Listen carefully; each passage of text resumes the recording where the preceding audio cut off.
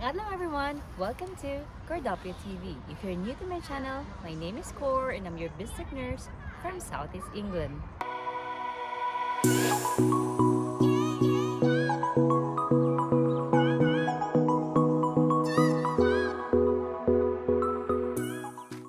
Hello everyone! Today I will be interviewing one of my dearest friends who've just recently graduated his MBA or Master of Business Administration at Health International Business School in London.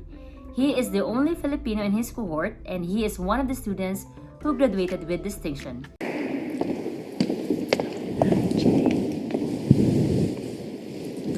Graduating with distinction, Jandril Trandilio.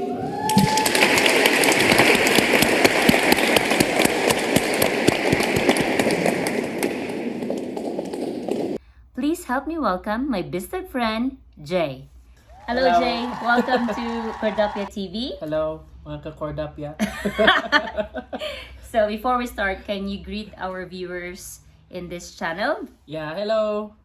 Mayong gabi sa tanan who are watching this. Are you ready for our Yes. interview? Okay, so let's start. Okay, Jay, so here's my first question. How did you start your career here in the UK? And can you tell us about your humble beginnings?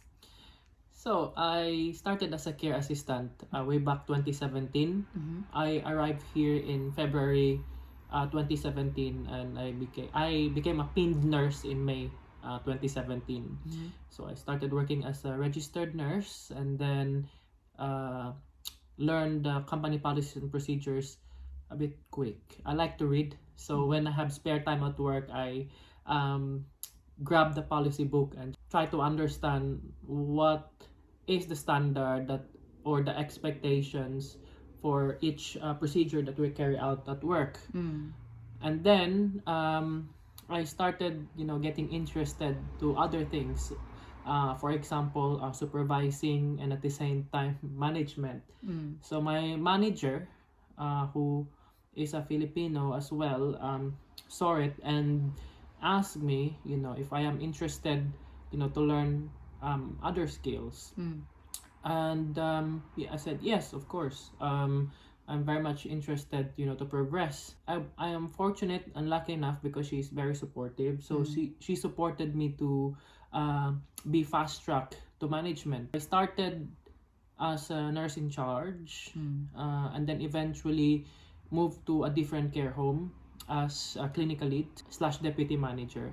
And early this year, there was a new addition, a luxury care home for the company. So I am currently the deputy manager there. Okay, Jay, so for my second question, what did you study here in the UK and what made you decide to pursue such course? So I did two undertaking. In 2018, I did postgraduate medical education certificate with Harvard Medical School. It's healthcare leadership. It's a Southeast Asian cohort. The course runs for a year. And then right after graduation, in 2019, I decided to explore a management qualification. So I was deciding then if I would like to do an NVQ, healthcare leadership in social care, whatever it is, or an MBA. So I was inspired to do an MBA because my line manager has an MBA. Right. Yeah, and she also gave me a career advice to do an MBA because you will learn a lot of things in the program that you would not normally learn in an NVQ. For example, I wanted to develop a flexible and advanced management skills. So I specialized in general management because for me, that specialization will help me develop all around effective management arsenal. Great for a versatile business environment, especially now that we are in a VUCA world. Also, an MBA can give you access to a wide business network.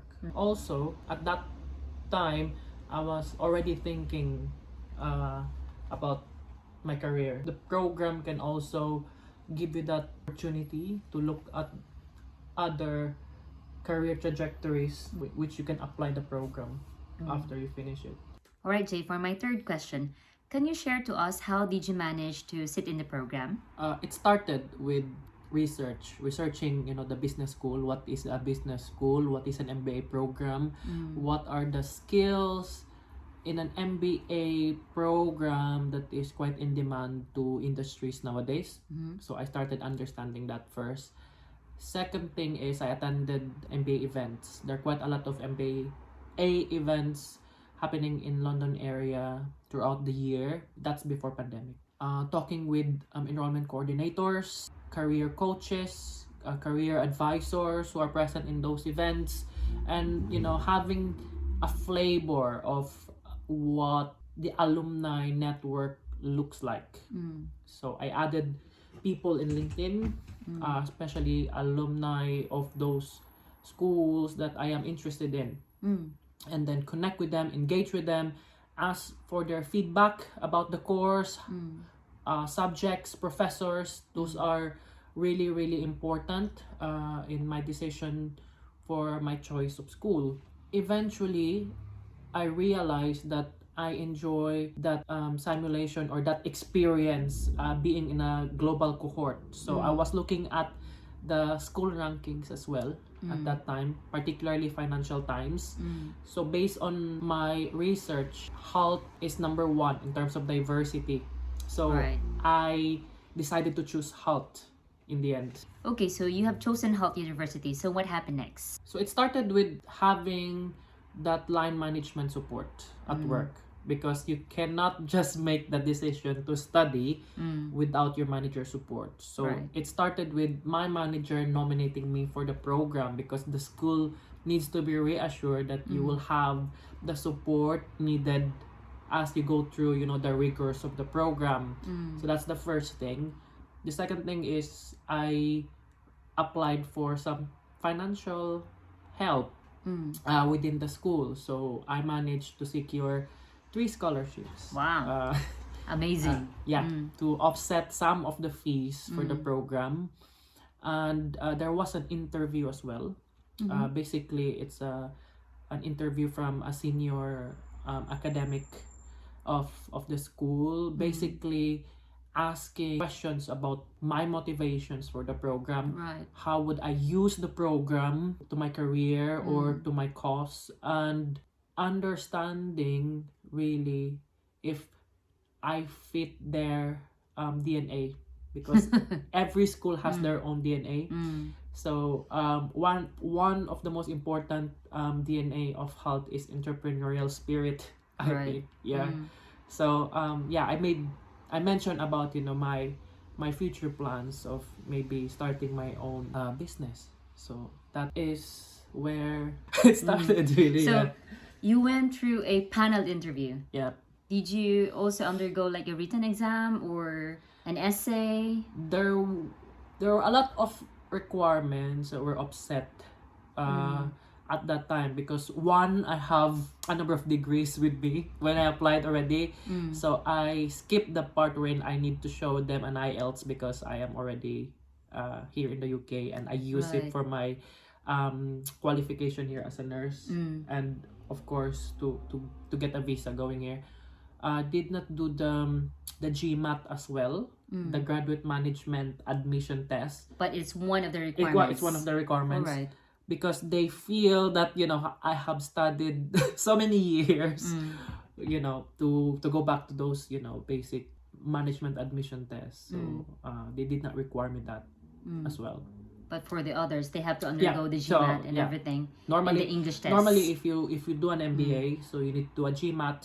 You need to, if you are coming from a country which first language is not English, you have to present a proof that you are able to speak English based on the minimum requirements of the school.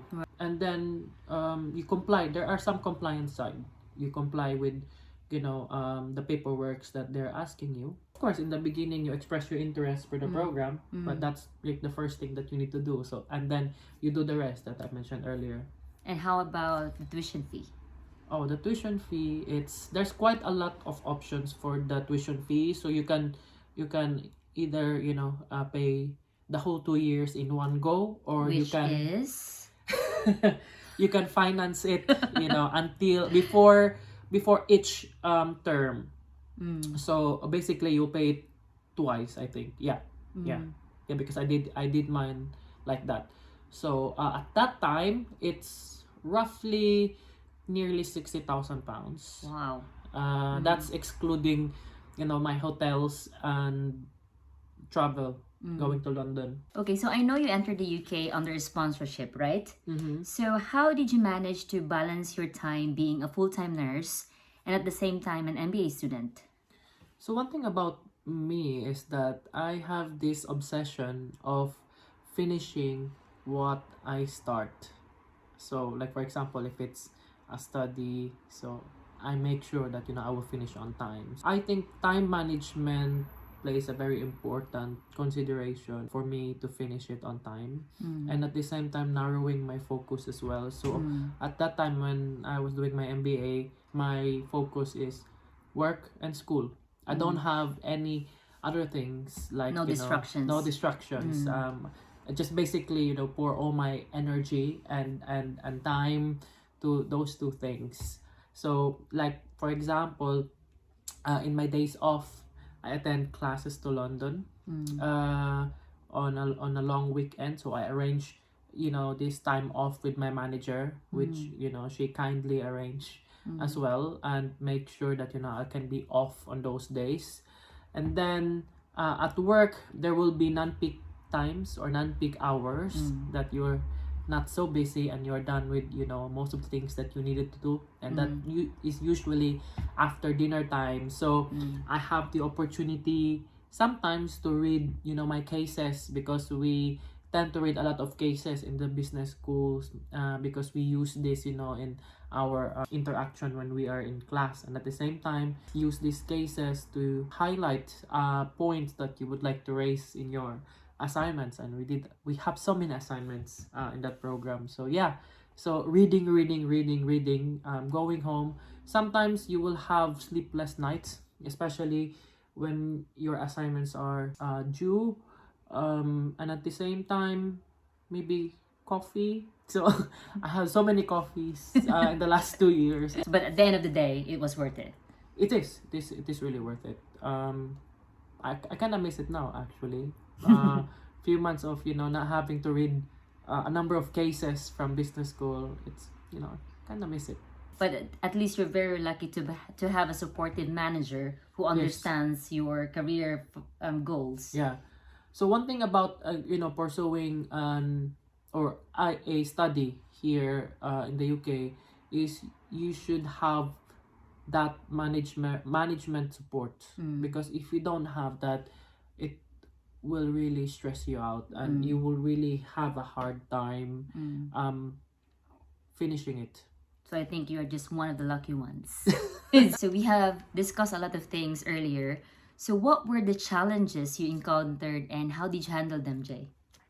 I think the only challenge that I encountered is financial, because even though I have scholarships, the course is still expensive.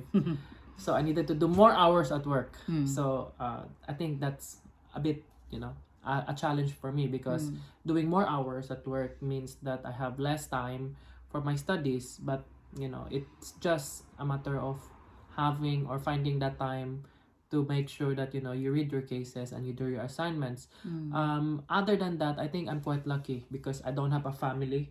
So I don't have kids after work that I need to attend to or to drop before going to work, unlike my some of my classmates in the cohort. And I don't have a relationship, maybe.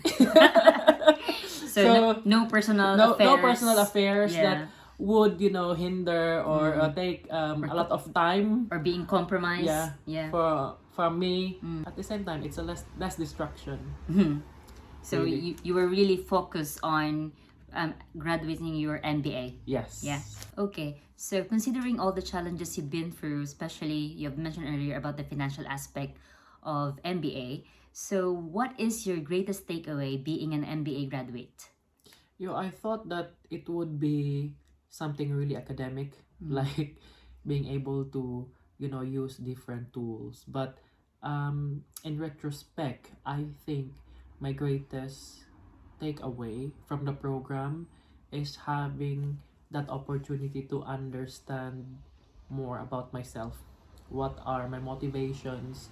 What are my values? I think it strengthened my values as a person, and how I can use those to leverage what I wanted to be in an organization, basically, and how I can align my own personal values to organizational values to make an impact to the company that I am working for. So that's, I think, my greatest takeaway. It also shifted my career prospects. So I basically wanted to be in an environment that not only generates revenue, but basically having that sense of purpose Aligned to your values. in the society. I've also achieved greater understanding about how business operates within a society.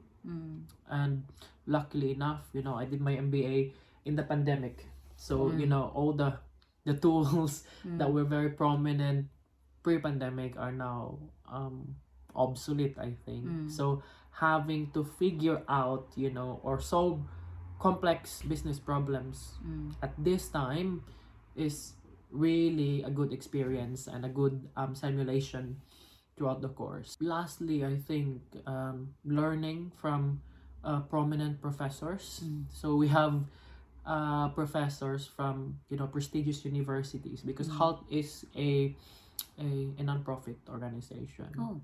We have professors from Harvard, Cambridge, or other respected professors or experts in their field. Like I have a professor who wrote like many editions of books about operations management. So it's quite a lot, really. Okay, so before we'll proceed for my last question for you, Jay, congratulations for unlocking another milestone in your career, for being a home manager in one of the largest care provider here in the UK. But I won't tackle much about that because it deserves a separate vlog, like how to become a care home manager in 4 years' time, isn't it? So we will make a different vlog for that topic. We'll just focus on the MBA topic. Okay. So my last question is, what is your advice to our aspiring nurses who want to come and work here in the UK, especially those who are planning to take their career into a more challenging level, like what you did? So I think I can only offer a general piece of advice, because it differs from one company to the other, or it differs in various contexts, really. So maybe start with understanding the UK environment first. True. So you need to set your expectations in the beginning. Some could set it really high, or some are clueless. So it's really good to Research. hear or even read articles about what a UK environment is. And nowadays you have Facebook groups. So if you want to know more about the care home industry, there is a Facebook group, Alagang Pinoy, which we moderate daily. So feel free to join us there. Another thing is understanding the industry.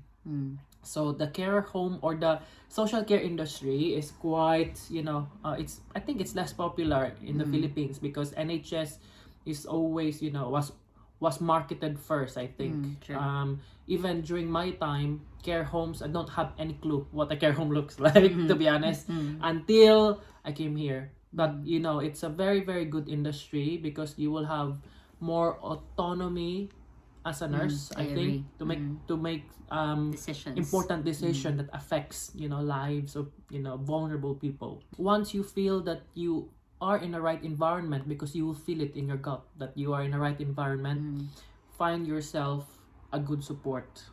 It could be a colleague, or lucky enough, like in my case, could be your line manager. So you establish that good relationship with people who can support you to progress and develop. within the organization. So maybe this could not be true to other people, but for me, my advice is marry your job. You can have an affair with pleasure from time to time. And I think that's what they call here work-life balance. Correct. And most importantly, I think being grateful. I totally agree. A lot of people wanted to be here, but only few made it here. So I think we need to be grateful that we have a job, For the opportunity, of for the course. opportunity of being here and having that job. Be grateful to people, your friends, your colleagues at work, or whatever support people offer you. You need to be grateful to that. And at the same time, you need to be grateful to the company that you're working for. Your company is your sponsor going here. So I think they deserve, to have that 100% precision in the work that you do at the work. And lastly, of course, you need to be grateful to God, because without that blessing from above, I think you wouldn't be able to reach what you set yourself. I think that's the advice, or maybe the advice I can give to those aspiring nurses who would like to come here. So thank you so much, Jay, for spending your day with me. So practically it's a whole day activity with me today, because we went to a park earlier this morning in Bracknell. So that was around 10 a.m. and then now it's almost 9 in the evening. So he spent his day shift with me.